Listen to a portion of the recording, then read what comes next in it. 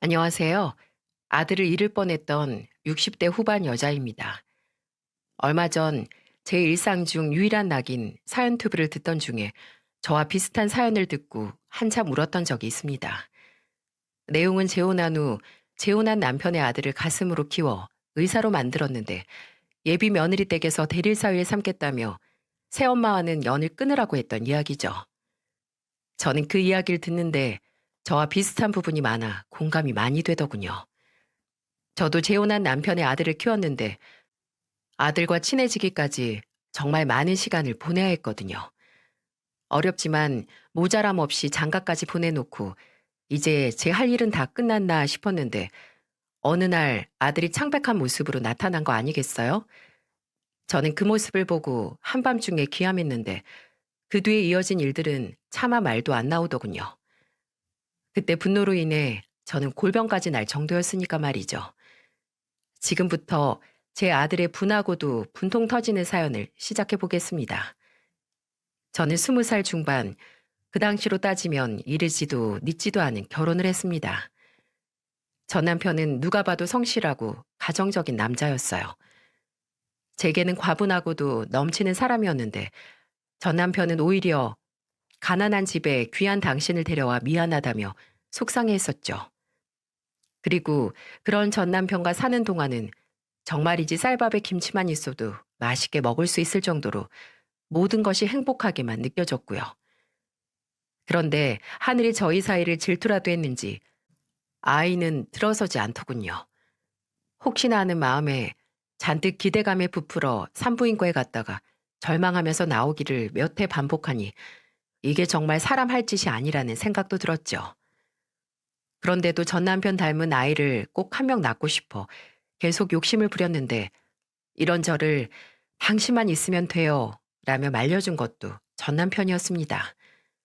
참 지금 생각해도 한없이 고마운 사람이었죠.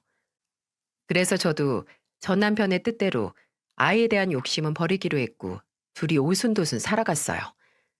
그런데 결혼하고 5년쯤 지났을 때 전 남편은 갑작스런 병으로 세상을 먼저 등지게 되었습니다. 그때는 정말 온 세상이 무너지는 기분이 들더군요. 하늘 아래 유일한 제 편이 눈 깜짝할 사이에 갑자기 사라졌으니 그 공허함은 글로 적기 힘들 정도였죠. 전 남편이 제 곁을 떠날 당시 제게 가족이라고는 친정 어머니뿐이었는데 친정 어머니도 치매로 정신이 온전하지 못하셨거든요. 그리고 몇 달 후 친정 어머니도 전 남편을 따라가셨는데 그때는 정말 외딴 섬에 홀로 남겨진 기분이 들었습니다. 그렇게 결혼한 지 5년 만에 전 남편과 친정 어머니 모두가 제 곁을 떠나게 되었죠. 혼자서 삶을 살아갈 이유와 용기가 없었던 저는 1년 정도 방황했는데 그래도 삶이라는 게 살다 보니 또 기회가 주어지고 그 덕분에 또 사라지더라고요. 방황하는 기간에 퇴사했었던 회사의 사장님께서 제 사정을 다 이해해 주시고 제게 다시 일을 할 수 있는 기회를 주셨거든요. 그리고 동료들도 저를 따뜻하게 다시 받아줬는데 이때 제게는 아직 많은 사람이 남아있다는 걸 깨닫게 되었죠. 그때부터 저는 다시 한번 열심히 살아보기로 마음먹었습니다. 저는 전 남편과 친정 어머니 몫까지 더 오래오래 잘 살아야 했으니까요. 그렇게 6년이란 시간이 흐르고 저는 우연한 계기로 사장님과 동행하여 거래처 공장을 둘러볼 기회가 있었어요. 그리고 그곳에서 바로 두 번째 남편을 만났죠. 남편은 거래처 생산 공장 관리 과장이었는데 처음 봤을 때는 수염도 덥수룩하고 옷에서 쾌쾌한 냄새도 나서 제 안중에는 보이지 않았습니다. 그런데 제가 업무적으로 몇 차례 더 방문해서 직원들 이야기를 들어보니 과장님은 아내와 이별 후 혼자 아이를 책임지며 살고 있다고 하더군요. 그리고 저는 본인 일에 책임감 갖고 열심히 하는 모습이 점점 더 멋있어 보이더라고요. 하지만 반대로 이런 마음이 들 때마다 전 남편에 대한 죄책감이 들어 괜히 제 마음을 더 숨기기 바빴습니다. 그러던 어느 날 전 시어머니께서 제가 일하는 회사로 찾아오셔서는 이제 네가 할 몫은 충분히 했으니 이만 떠난 사람 보내주고 너도 새 삶을 사는 게 어떻겠니? 그게 하늘에 있는 내 아들의 뜻이고 또 나의 뜻이란다. 그러니 이제 내게도 연락 그만하고 아직 31살밖에 안 됐는데 이제라도 새 서방 만나 외롭지 않게 지내거라. 라고 하시는 게 아니겠어요? 저는 그간 전 시어머니께 계속 연락을 드리고 있었는데 이런 말을 들으니 내심 서운하면서도 저를 생각해 주시는 마음에 감사하기도 했었습니다. 그리고 그 이후에 저와 같은 마음이었는지 거래처 공장 과장님은 제게 먼저 관심을 표현했고 서로의 사정을 다 공개하며 재혼하게 되었어요. 그 당시 남편에게는 초등학교 2학년 남자아이가 있다고 했었습니다. 전 부인은 도박에 빠져 살았다는데 잦은 싸움에 오히려 본인이 적반하장으로 나오며 이혼하자고 했다고 했죠. 그리고 이혼 서류 작성 후에는 아들에게 말도 없이 집을 나갔다고 하고요.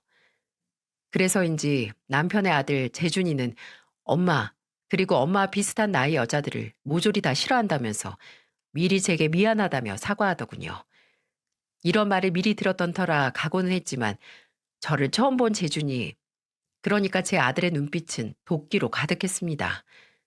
경멸하는 눈빛이라고 하면 이해가 될까요? 딱 저를 그렇게 쳐다봤어요. 그리고 재준이의 첫마디도 제 심장에 비수를 꽂았죠. 아줌마, 아줌마도 도박해요? 우리 아빠 돈 없어요. 그러니까 돈 보고 우리 집 온 거면 지금이 기회니까 나가세요. 라고 말입니다. 이게 어린아이 입에서 나올 말인지 이 모든 게 아이의 상처라고 생각하니 마음이 아프더군요. 어, 아줌마는 도박 안 하는데? 그리고 이 집 나갈 계획도 없고 혹시라도 계획이 생기면 나는 미리 알려줄게. 그럼 되는 거니? 네? 계획이 생기면 알려준다는 제 말에 눈이 동그랗게 변해서는 당황하는 아들을 보자니 강한 척해도 애는 역시 애라는 게 보였습니다. 작은 몸에 온 힘을 줘서 티도 나지 않게 부풀려 놓고 양손을 제 허리춤에 꺾어대고 말하는데 제 눈에는 그 모습이 안쓰러워 보이더라고요. 하지만 이런 제 마음과 달리 아들은 제게 좀처럼 마음을 열지 않았는데 나중에는 저와 남편이 붙어 있기만 해도 둘이 나 두고 도망갈 궁리하는 거야? 라며 얼굴이 붉어져서는 소리소리 질러대는 거 아니겠어요? 그럴 때마다 저는 내가 아직도 아들에게 믿음을 주지 못했구나 라는 생각이 들어 속상함에 남편 앞에서 펑펑 운 적도 있었죠. 그리고 그 당시 제 소원이 아들 손잡고 등하교 하는 거였는데 학교에 데리러 갈 때마다 제 부모 손을 꼭 잡고 집으로 돌아가는 아이들을 보면 꽤나 부럽더라고요. 그래도 지성이면 감천이라고 저는 아들이 한 보 멀어지면 10보, 100보는 더 다가가기 위해 노력하고 있었죠. 그런데 하루는 제게 뜻밖의 일이 벌어졌습니다. 아들이 자꾸 저를 모함하며 남편과 제 사이를 이간질하고 있었는데 참다 못한 남편이 술을 부린 거였죠. 그날은 남편이 철야 근무가 있어 집에 늦게 들어왔는데 그때 아들이 아빠 오기 전에는 아줌마랑 둘이 밥 안 먹어요. 라면서 눈앞에 있는 밥상을 보고도 멍하니 앉아 있었죠. 그런데 아빠가 들어오자마자 내가 밥을 자주 남기니까 아줌마가 나보고 밥 먹지 말라고 했어. 그래서 배고픈데 먹지도 못하고 아빠만 기다리고 있었단 말이야. 라고 하는 게 아니겠어요? 그간 이런 모함을 자주 해왔는데 그때마다 아들은 제 아버지께 거짓말하지 말라며 혼이 나곤 했죠.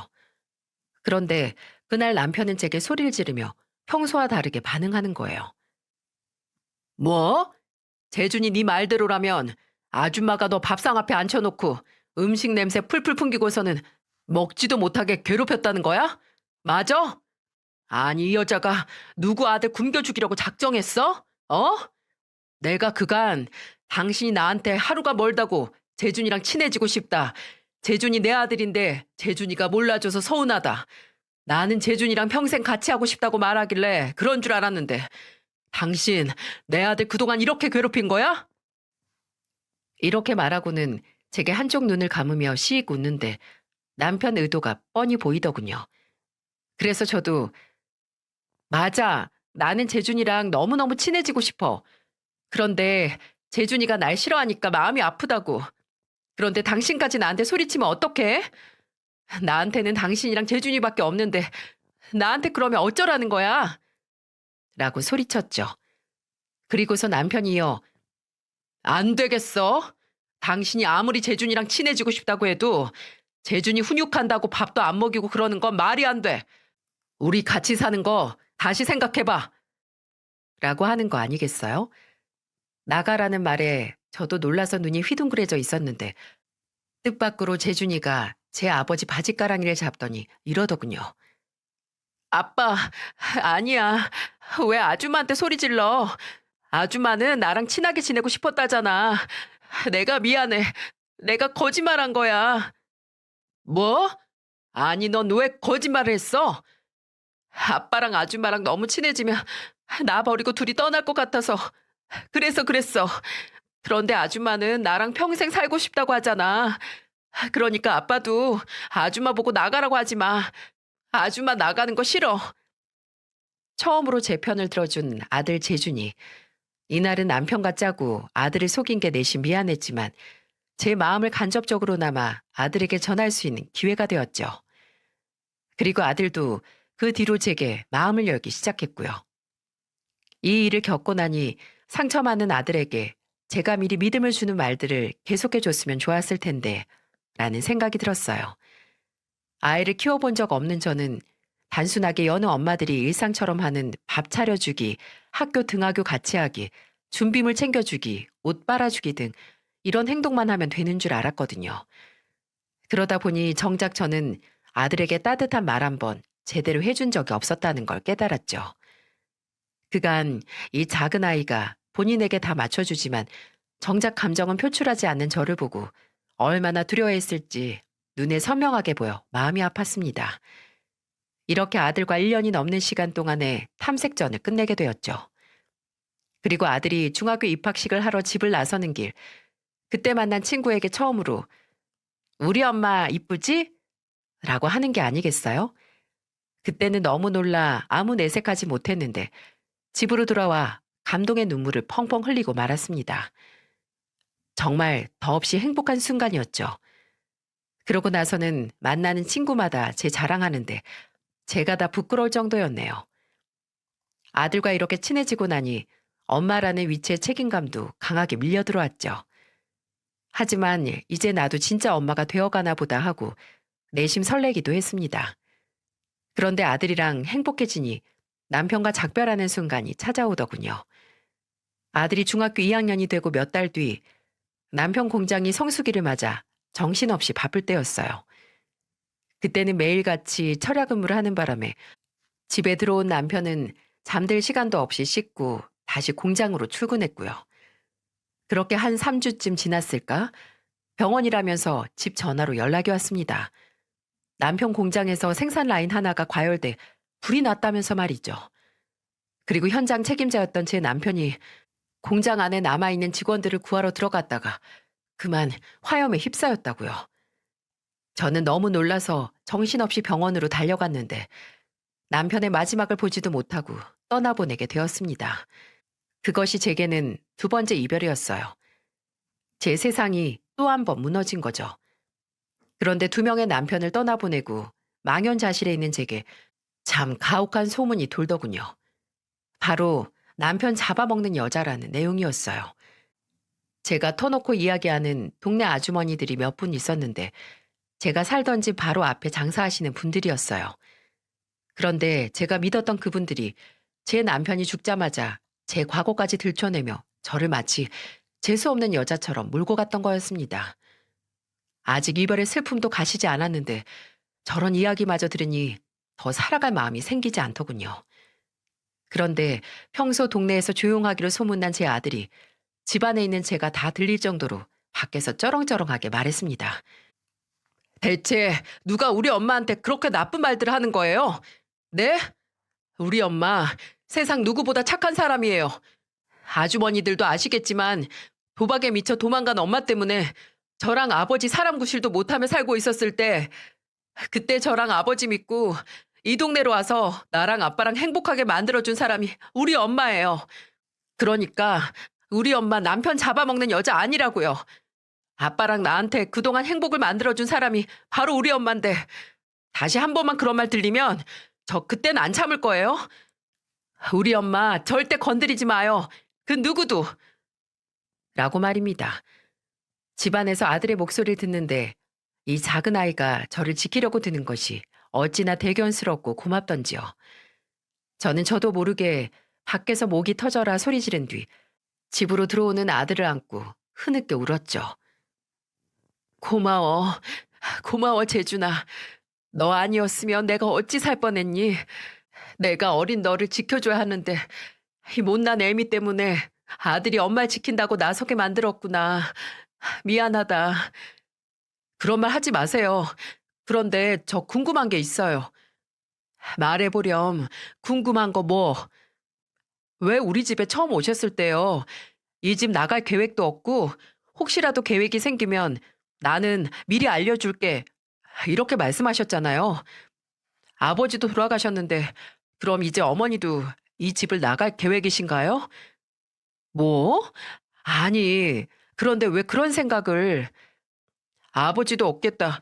어머니도 계실 이유가 말을 잇지 못하며 고개를 떨구는 아들에게 저는 나긋하게 말했습니다. 재준아, 그게 무슨 말이야. 이 집에 네가 있는데 내가 가긴 어딜 가. 왜? 이 엄마 보내고 싶어서? 아니요, 그건 아닌데. 그럼 더는 그런 말 하지 마. 나는 네 엄마야.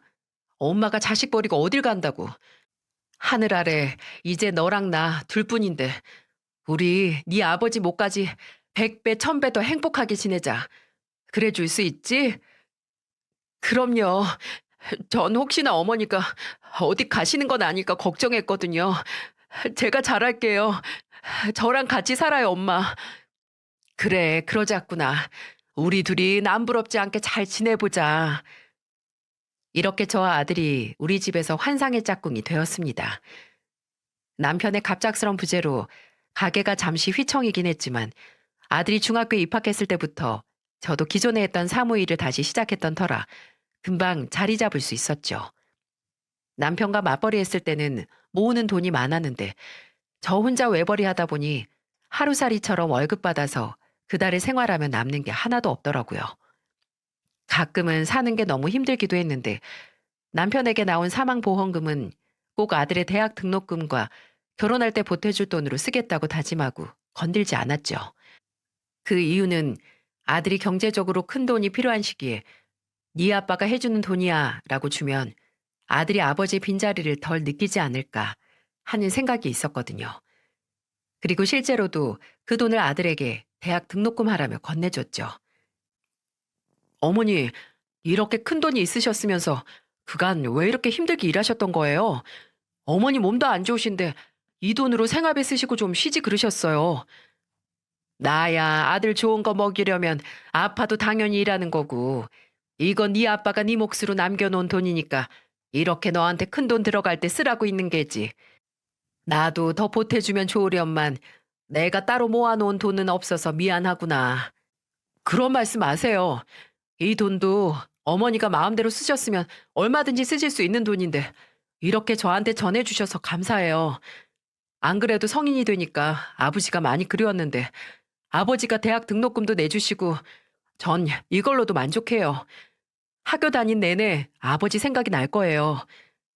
그래, 기쁘게 받아주니 내가 고맙구나. 아들에게 이런 말을 들으니 그간 힘든 상황에서도 이 돈을 끝까지 지켜낸 게 내심 뿌듯하기도 했죠.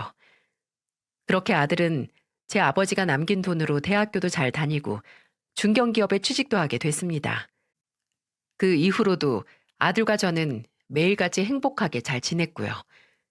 하지만 이런 아들을 보면서 저는 한 가지 불안하고 걱정되는 부분이 있었는데요. 바로 아들이 결혼할 나이가 훌쩍 지났는데도 홀어머니를 두고 장가갈 수 없다며 한사코 여자를 마다했기 때문이었죠. 그때 저는 아들에게 짐이 되기 싫어 60이 넘는 나이에도 계속 일을 해왔는데 아들이 결혼을 미룰 때마다 제 존재 자체가 아들에게 짐이 되는 건 아닐까 하고 죄책감까지 들곤 했어요. 그런데 어느 날 아들이 제게 쭈뼛거리며 오더니 결혼하고 싶은 여자가 생겼다고 하는 거 아니겠어요? 34살이 되어서야 제게 처음 여자 이야기를 꺼낸 아들을 보며 저는 주책맞게 눈물까지 흘렸었죠. 저는 하루라도 빨리 데려오라고 아들을 재촉했고 예비 며느리를 처음 만나게 되었어요. 예비 며느리는 딱 봐도 단아한 외모에 아들과는 직장 동료라고 했습니다. 연애 기간은 2년 정도 됐는데 그간 제게 숨기고 있었던 거였죠. 저는 예비 며느리가 혹시나 아들의 이런 태도 때문에 저를 부담스러워하기라도 하면 어쩌나 싶어 제 진심을 전달하기 바빴답니다. 환영해요. 재준이가 여자 데려오기만을 얼마나 기다렸는지 몰라요. 재준이가 그간 본인이 결혼하면 내가 혼자 남으니 내 걱정해서 그간 뜸 들였던 것 같은데 정말 바보 같은 생각이지 않아요? 아, 어느 애미가 제 자식이 혼자 늙는 꼴을 보고 마음 편히 있겠냔 말이죠. 저는 재준이가 하루빨리 독립해서 제 가정 꾸리며 살길 바랬답니다. 그리고 나도 이제 60이 넘었는데 언제까지 나이 먹은 아들 밥해주며 살아요. 재준이 장가 가면 나도 이제 친구들이랑 꽃구경도 다니고 혼자 널브러져 여유도 좀 부리고 그래야죠. 재준이 애가 착한 것 같아도 은근히 눈치가 없다니까. 맞아요. 저도 재준 오빠한테 어머님 뵙고 싶다고 그렇게 말했는데 혼자 오만 생각을 다하며 계속 일자를 미루더라고요. 어머님 진작 뵀으면 제가 딸처럼 더 자주 모시고 셋이서 데이트도 하고 그랬을 텐데 말이죠. 지금이라도 이렇게 어머니와 대화할 수 있어서 저 너무 좋아요. 어머니도 그렇죠? 그렇고 말고. 아, 재준이야 착하긴 한데 사내 녀석이라 그런지 무뚝뚝하기도 하고 말이야. 나도 이렇게 어여쁜 딸이 하늘에서 뚝 떨어진 것 같아 기분이 너무 좋네요. 제 마음을 읽기라도 한 듯 예비 며느리는 상냥하게 대화를 이어가더군요. 그리고 저와 예비 며느리 둘이서 하하호호 대화하며 시간을 보내니 아들은 어? 벌써 둘이 많이 친해지셨네요? 어머닌 제가 말하면 대꾸도 잘 안 해주시고 미진이 말에만 대답해 주시는 거 아세요? 저 서운해지려고 해요? 라며 투정도 부리더군요. 그렇게 첫날 제 눈에 쏙 들었던 예비 며느리는 그날 이후 재준이와 결혼 준비를 시작했어요.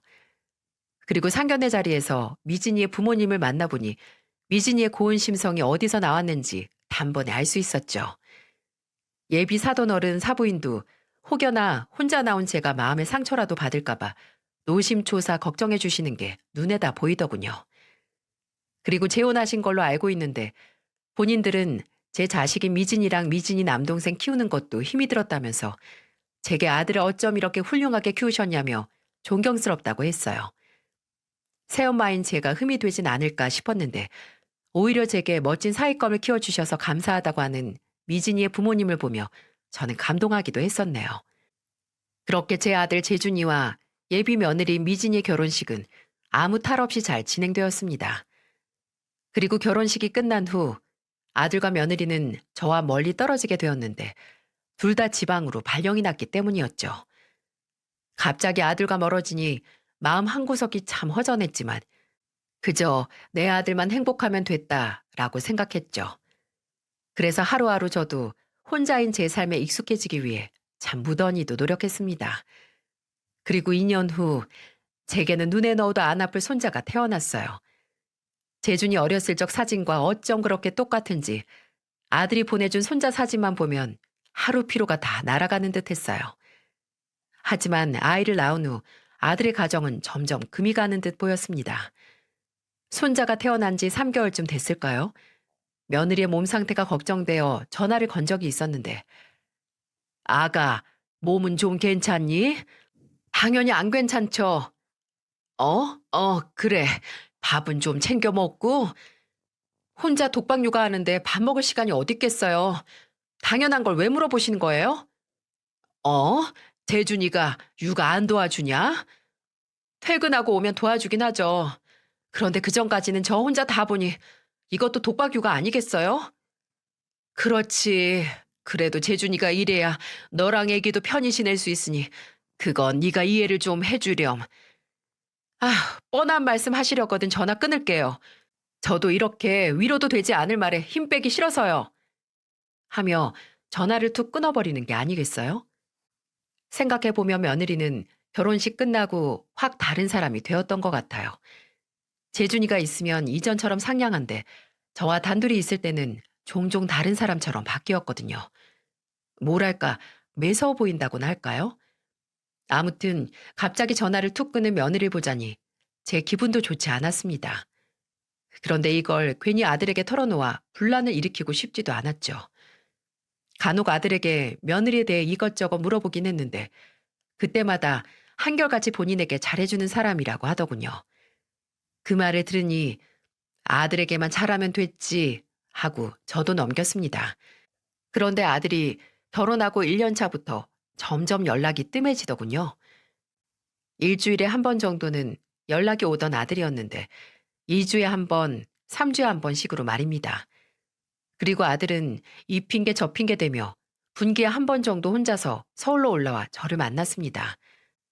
며느리와 손자에 관해 물으면 몸이 안 좋다고 하는데 그래서 제가 내려가겠다고 하면 그것도 마다하곤 했죠. 지금 생각해보면 그 당시 의아한 게 많았는데 아들 집에 내려가 보지 않은 게 평생 후회로 남을 줄은 몰랐습니다.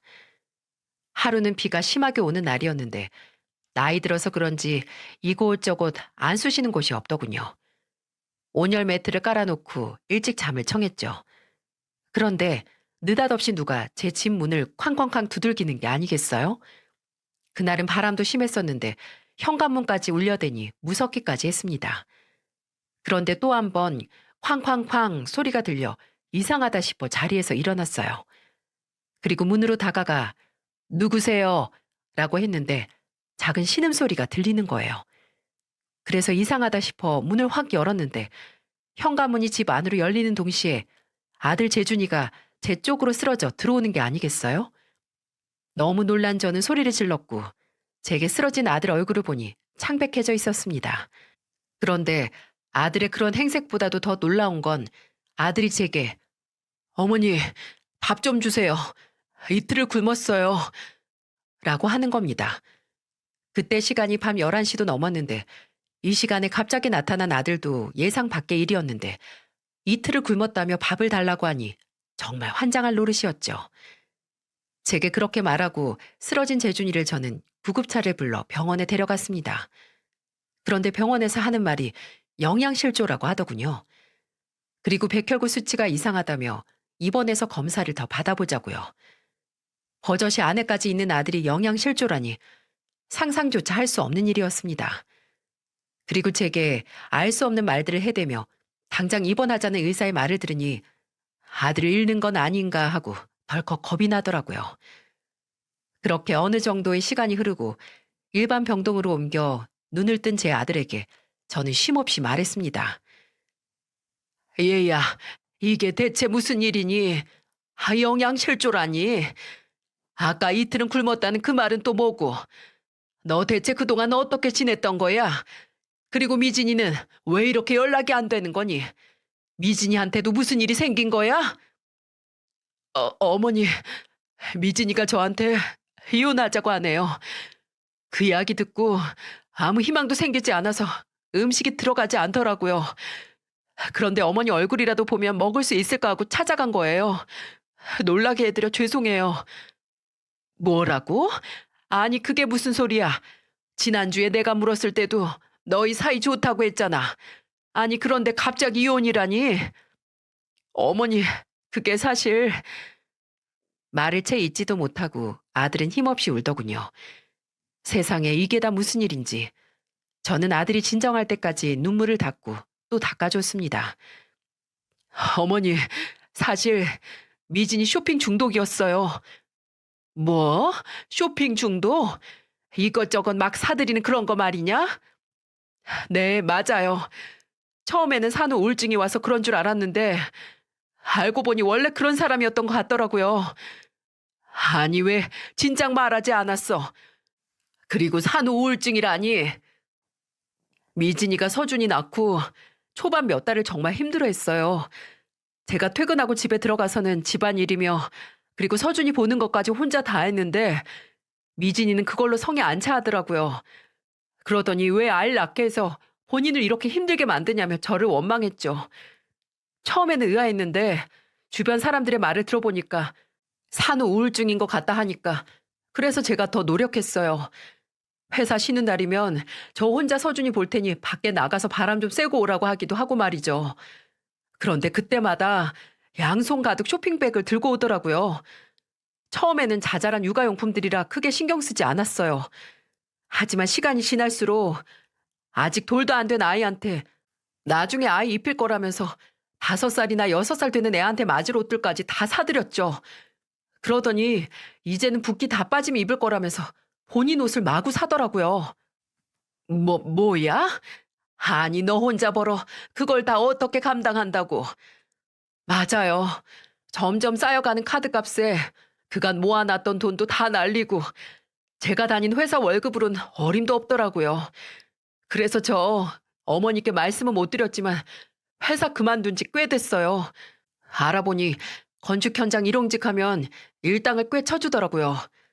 몸이 좀 고되긴 하지만 저는 당장 돈이 필요했으니 몸 걱정할 시간은 없었으니까요. 그럼 이 네 몸의 상처들이 다 맞아요. 어머니 걱정하실까 봐 그간 말씀 못 드렸어요. 죄송해요. 아니 근데 이혼하자는 건 또 무슨 얘기냐? 실은 그래 말해봐. 아니 이혼은 왜? 본인이 써놓은 돈 네가 다 갚아주고 있는 것 같은데 뭐 때문에 너한테 이혼하재? 제가 백혈병에 걸렸어요. 뭐? 백혈병? 아들의 갑작스런 이야기에 저는 병실 천장이 빙빙 도는 느낌을 받으며 그 자리에 털썩 주저앉았어요. 어릴 때도 잔병 하나 없이 자라왔는데 갑자기 성인이 되어 백혈병이라니 저는 믿을 수가 없더군요. 그리고 너무 놀라서 그랬는지 정신은 멍한데 오히려 눈물이 한 방울도 안 나더라고요. 침대에서 힘들게 몸을 일으킨 아들은 저를 들어 보호자 침대에 앉게 했죠. 그리고는 이야기를 이어갔는데 저는 거기서 참을 수 없는 분노를 느꼈습니다. 그래서 너 아픈 거 보고 미진이가 이혼하자고 했다는 거냐? 네, 저도 제 병명은 최근에 알았어요. 그동안 현장에서 일하면서 빈혈로 몇 번 쓰러진 적도 있었는데 단순한 열사병인 줄 알았죠. 현장에서 간혹 그렇게 쓰러지는 분들이 있다고 들었거든요. 그래서 미진이도 현장이며 병원으로 몇 번 쫓아왔었어요. 그리고 어느 날부턴가 코피도 자주 나고 잇몸 출혈도 생겼는데 심지어 갈에 섞인 피도 나왔고요. 그런데 그런 제 모습을 보던 아내가 어느 날은 계속 말해봐. 어느 날은 뭐 미진이가 일주일 정도 집에 안 들어온 적도 있어요. 자고 일어나니 미진이가 집에 없더라고요. 그래서 어쩔 수 없이 영호는 제가 일을 쉬며 봤는데 미진이가 갑자기 집에 들어와서는 병든 남편 수발드는 게 지겨워졌다며 이혼하자고 하더라고요. 뭐야? 네가 아픈 걸 알고 이혼하자고 했다는 거냐? 아니 그게 말이 돼? 그러니까요. 이혼 안 하면 평생 아이를 못 보게 하겠다며 성을 부리더라고요. 그리고 그때 저는 몸 상태도 좋지 않은데 그런 말까지 들으니 덜컥 겁이 났죠. 뭐야? 이 천하의 몹쓸 아이 같으니라고. 미진이가 긁어댄 카드값 처리하느라 넌 이렇게 병이 났는데 미진이는 아픈 남편 싫다면서 이혼하자고 했다고? 네 이걸 그냥... 어머니 그만하세요. 제가 미진이를 몰랐어요. 한 번은 눈덩이처럼 불어버린 카드값에 혹시 산후 우울증으로 쇼핑 중독이 온 거냐고. 그렇다면 같이 병원에 가서 치료받자고 했더니 자기는 원래 이랬다고 하더라고요. 원래 이렇게 사고 싶은 거 다 사며 살았는데 결혼하고 나서 살림 합치고 용돈 받아 살려니 속에서 천불이 났다고요. 그 말을 듣는데 제가 결혼 전 미진이 씀씀이를 알아보지 못한 게 후회가 되더라고요. 하지만 어쩌겠어요. 우리 영어 엄마인걸. 그리고 어머니 저 퇴원해야 해요. 당장 일하지 않으면 다음 달 카드값은 또 어째요. 뭐야? 그 말을 들으니 오히려 내 속에서 천불이 난다. 아, 결혼하고 나면 집이며 애며 돈 들어갈 때가 어디 한두 군데니? 다들 아끼면서 그렇게 사는 거지. 그게 뭐 그리 본인만 힘들다고. 나 원참. 그리고 다 떠나서 너 아픈 걸 알면서도 이혼하자고 하는 게 제정신이야? 난 참을 수 없다. 왜 너만 이렇게 힘들어해야 하냔 말이야. 아들의 말을 들은 전 피가 거꾸로 솟는 기분이 들었습니다. 이 정도면 제 아들은 착한 게 아니라 바보인 거죠. 아무리 아이를 낳아준 엄마라 해도 세상 천지에 이런 멍청한 놈이 또 어디 있겠냐고요? 아내가 진 빚은 빚대로 갚아주고 자식을 볼모로 남편을 휘둘러대는 이런 여자한테 당하고 있다니. 아무래도 이건 제가 그냥 넘길 일이 아니었습니다. 이걸 대체 어떻게 해야 분이 풀릴까 며칠 고민하던 차에 제 아들은 결국 급성 골수성 백혈병 진단을 받았습니다. 아들을 통해 이미 들어서 알고 있었지만 의사 선생님께서 직접 아들의 진단명을 이야기해 주시니 저는 또 한 번 세상을 잃는 기분이었습니다. 그리고 저는 아들을 병실에 두고 밖으로 나와 당장 며느리에게 전화를 걸었죠. 그런데 역시나 전화를 받지 않더라고요. 그래서 저는 사돈어른에게 전화를 걸었어요. 사돈어른, 저 재준이 엄마입니다. 지금 재준이가 병원에 입원해 있는데 한번 와주실 수 있겠습니까? 네? 아니 어쩌다가요? 많이 아픈 겁니까? 급성 골수성 백혈병이라고 하네요. 아니, 뭐라고요? 저는 미진이한테 그런 말을 듣지 못했는데 이 서방은 지금 어떻습니까? 전화로 말하긴 깁니다. 사부인이랑 같이 병원으로 와주세요. 저는 이렇게 간단하게 말하고 병원에 앉아 사돈어른과 사부인을 기다리고 있었죠. 그리고 제 전화에 놀란 두 분은 2시간도 채 되지 않아 병실로 왔더군요. 이서방, 아니 이게 무슨 일인가? 괜찮은가? 그리고 미진이는 어디 가고? 사돈어른, 사부인, 잘 오셨습니다. 제가 우리 재준이한테 천인공노할 이야기를 들어서요. 실례인 줄 알지만 두 분을 이리로 모셨습니다. 말씀하세요. 무슨 일이십니까? 글쎄 미진이가 그간 소비를 절제하지 못하고 얼마나 써댔는지 재준이가 지금 이 몸을 하고서도 카드값 벌러 나가겠다고 합니다. 미진이 본인 말로 본인은 원래 그렇게 돈을 쓰고 다녔다는데 그 말이 사실인가요? 제 말에 뭔가 알기라도 하는 듯 고개를 푹 숙이고 한동안 아무 말도 하지 않던 사돈어른이 드디어 입을 열었습니다. 다 제 불찰입니다. 사돈어른, 불찰이라니요. 그게 무슨 말씀이십니까? 미진이 그 아이 쇼핑 중독 맞습니다.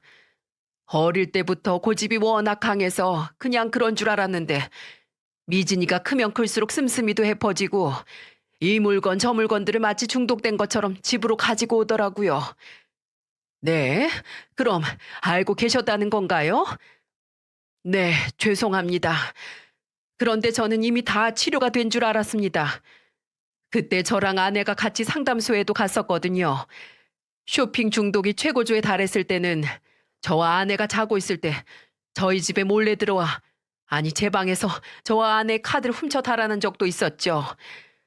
그 당시에 딸아이가 진 빚을 갚느라 저와 아내는 얼마나 고생했는지 모릅니다. 그때 아예 혼주를 냈어야 했는데 제가 진 빚을 다 갚아줘 버릇해서 제 딸이 이서방한테도 그런 짓을 했나 봅니다. 그런 건 아버지로서 단단히 혼을 내셨어야죠. 그런데 지금 제가 화가 나는 건 비단 쇼핑 중독 때문이 아닙니다. 우리 재준이 미진이가 진빚 갚느라 건설 현장 일용직으로까지 일한다고 하네요. 저녁에는 배달 일도 하고요. 그런데 여기까지는 정말 양보해서 제 아들 재준이가 가장이니까 아내의 잘못까지 품고 간다면 갈 수 있는 일이니 제가 왈가왈부할 것이 못 되기도 합니다. 하지만 본인 앞에서 쓰러지고 코피 흘리고 피를 토하는 남편에게 병든 남편 수발들기 싫다면서 이혼하자는 건 이거 말이 된다고 생각하십니까? 제 말에 놀란 사돈어른과 사부인은 다리가 휘청이셨는지 비어있는 다른 환자 침대로 몸을 기대한더군요. 그리고 저는 이어서 말했죠. 사돈어른, 우리 재준이 제가 배 아파 낳진 않았지만 제게는 정말 소중한 아들입니다. 그런 제 아들이 제 가정 지켜보겠다고 발악하면서 살았는데 아프다고 그것도 아이를 볼모로 아내에게 강제 이혼을 당하는 게 있을 수나 있는 일인가요? 그런 며느리에게 다시 제 아들을 보낼 생각은 없지만 이게 상식적으로 말이 되는 일인가 사돈어른께 여쭙고 싶어 말하는 겁니다.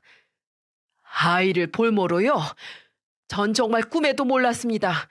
귀하게 얻은 자식들이라 오냐 오냐 하며 키웠던 게 결국 이렇게 일을 만드는군요. 사부인, 정말 죄송합니다. 제가 당장 미진이를 불러들여 혼쭐을 내겠습니다. 이번에도 가볍게 넘어가실 일이라면 시작도 하지 마세요. 저는 절대 미진이 용서 못합니다. 그리고 미진이가 진비, 미진이더러 갚으라고 전해주세요. 이혼도 하는 마당에 제 아들이 왜 전부인 카드값 갚느라 치료도 못하고 퇴원해야 합니까? 그건 당연하죠. 그리고 제가 지금 미진이 당장 이곳으로 부르겠습니다.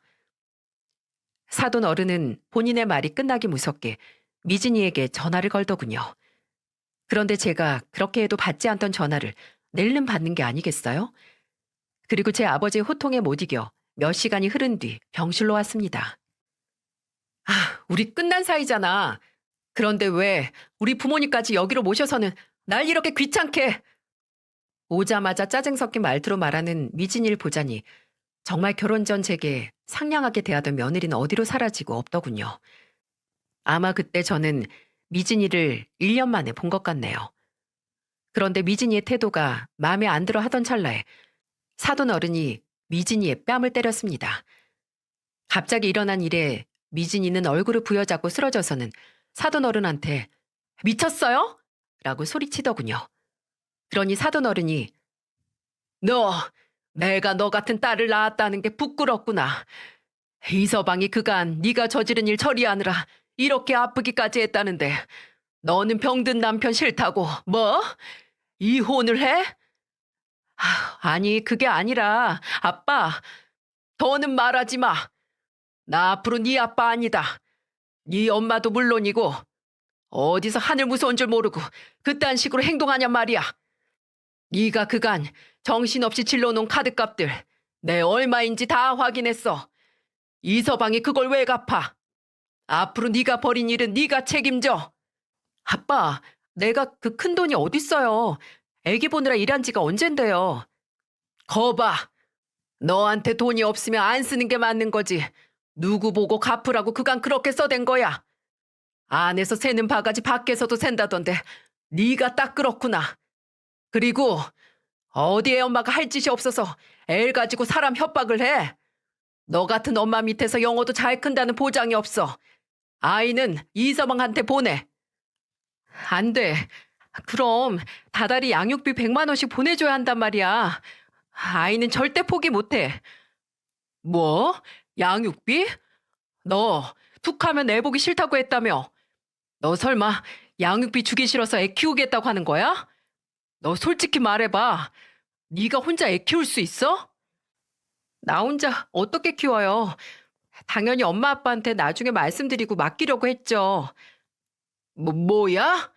내 딸이지만 정말 소름이 돋는다. 이런 삐리리 같은 게 내 딸이라는 게 정말 치욕스럽고 쪽팔린다. 세상에, 아이는 우리가 키우고 양육비는 네가 받고 더 말할 필요 없다. 네 아이 당장 이서방한테 맡겨. 그러면서 사돈은 미진이가 안고 있는 아이를 빼서 재준이 품에 안겨주었습니다. 그런데 갑자기 미진이 그게 제 아들에게 달려드는 게 아니겠어요? 정말 적반하장도 이런 적반하장이 있을 수 없었죠. 저도 화가 난 나머지 재준이에게 달려드는 미진이의 뺨을 한 대 내리쳤습니다. 네가 내 아들을 감히 이렇게 만들어놔? 하긴 모성애도 없는 게 남편이라고 사랑할 리 없지. 너 같은 애들이 제일 불쌍한 거야. 영호 우리가 키울 거다. 그러니 당장 여기서 사라져. 라고 말하고 버티는 미진이의 머리채를 잡아 병실 밖으로 내쫓았습니다. 사돈 어른이 계시는 곳에서 그러는 건 죄송했지만 미진이를 한시라도 제 아들과 분리하고 싶었죠. 그날의 소동은 그렇게 끝이 났고 딸이 진 빚은 이른 시일 안에 갚겠다고 했던 사돈은 일주일 후 5천만 원이라는 돈을 보내왔습니다. 모든 걸 내주어도 부족하지만 지금 사업이 힘들어져서 가진 돈이 그것뿐이라면서 말입니다. 그리고 빚에 대한 걱정을 덜었던 제 아들은 백혈병 치료에 전념하기로 했는데 관해 유도요법이라는 걸 시작했었죠. 그리고 지금은 공고요법이라는 걸 하고 있는데 이는 관해 유도 상태를 유지하기 위한 요법이라고 하더군요. 아들은 매일 홀로 어려운 시간을 보내고 있지만 저와 영호를 위해 무조건 이겨내고 말겠다고 다짐하며 잘 이겨내고 있습니다. 그리고 미진이는 어떻게 됐냐고요? 제 꾀에 제가 넘어간다고 본인 꾀에 본인이 넘어갔죠. 미진이 부모님은 청소 용역 업체를 운영하고 계셨는데 미진이에게 여러 건물의 화장실 청소만 골라서 시킨다고 했습니다. 특히 술집이 많은 건물들 위주로 보내신다고 들었어요. 매일같이 온갖 오물과 구토들을 치우고 있다면서 말입니다. 그러면서 네가 진 빚과 영호 양육비 100만 원은 무조건 네가 일해서 보내야 한다며 그렇지 않으면 더 이상 가족 볼 생각하지 말라고 했다고 하더군요. 그렇게 분리수거도 안 되는 전 며느리와 인연은 끝이 났습니다. 늦은 나이에 다시 아이를 보려니 삭신이 쑤시긴 하지만 영호가 있으니 제 아들도 더 힘을 내려는 의지가 보여서 기꺼이 기쁜 마음으로 하고 있습니다. 이렇게 제 아들이 조금만 더 버텨준다면 영호와 저 세 가족이서 행복하게 살 수 있을 텐데 괜히 문득문득 아들을 잃는 건 아닐까 조급한 마음이 들기도 하네요. 그래서 혹시나 사연 투브를 듣는 여러분들이 저희 가족을 응원해 주신다면 아들이 조금이나마 더 힘을 내지 않을까 싶어 이렇게 제 사연을 올리게 되었습니다. 저와 제 아들 그리고 우리 영호 새 가족의 행복을 위한 응원 부탁드리며 이만 사연을 마무리하겠습니다. 함께해 주셔서 감사합니다.